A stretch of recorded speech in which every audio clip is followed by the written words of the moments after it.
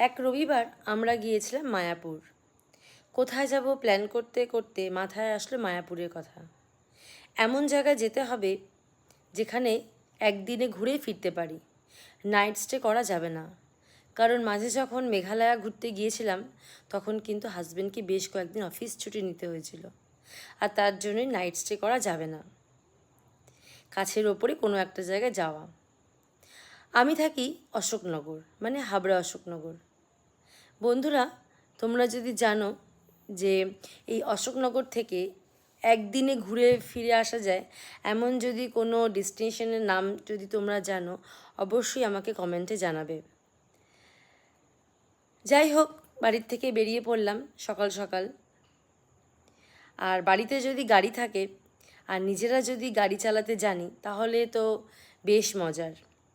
সবসময় কিন্তু ড্রাইভারকে নিয়ে সব জায়গায় যাওয়া যায় না। নিজেরা গাড়ি চালাতে জানলে অনেক সুবিধা, আর না জানলে মুশকিল হচ্ছে সবসময় ড্রাইভারকে ডাকতে হবে, একটা অন্যরকম সিচুয়েশন। অনেক সময় ড্রাইভার অ্যাভেলেবেলও থাকে না। আর নিজেরা গাড়ি চালাতে জানলে তো বেশ মজার, কারোর কাছে ডিপেন্ড করতে হয় না। আমারও সেই একই অবস্থা।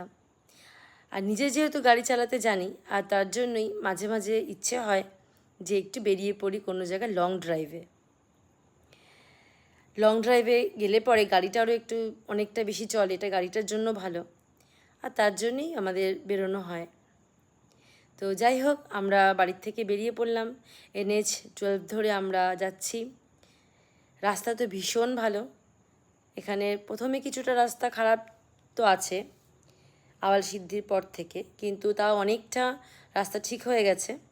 রাস্তার কাজ অনেক দিন ধরে হচ্ছে।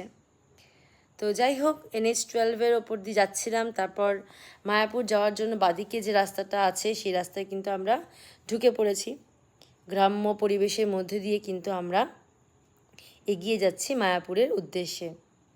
প্রকৃতির শোভা দেখতে দেখতে বেশ লাগছিল। আর সেদিনকার ওয়েদারটা কিন্তু বেশ ভালো ছিল। রাস্তায় কোনো কোনো জায়গায় বৃষ্টির সাথে দেখা হয়েছে, কোনো জায়গায় আবার রোদও পেয়েছি। চিন্তা ছিল মায়াপুরে গিয়ে যেন রোদ পাই, কেন কোনো জায়গায় ঘুরতে গিয়ে বৃষ্টি হলে পরে কিন্তু খুব বিরক্ত লাগে। আর যাই হোক, সেই মতো আমরা এগোচ্ছি। অবশেষে আমরা পৌঁছে গেছি মায়াপুরে। সেদিন কিন্তু মায়াপুরে খুব ভিড় ছিল, কারণ সেই সময়টা ছিল রথযাত্রা। প্রচণ্ড ভিড়, গাড়ি কোথায় পার্ক করব বুঝতে পারছি না, এই নিয়ে খুবই কনফিউজড ছিলাম। পরবর্তী ভিডিওতে তোমাদের দেখাবো আমি কোথায় গাড়ি পার্ক করলাম আর কি কি দেখলাম।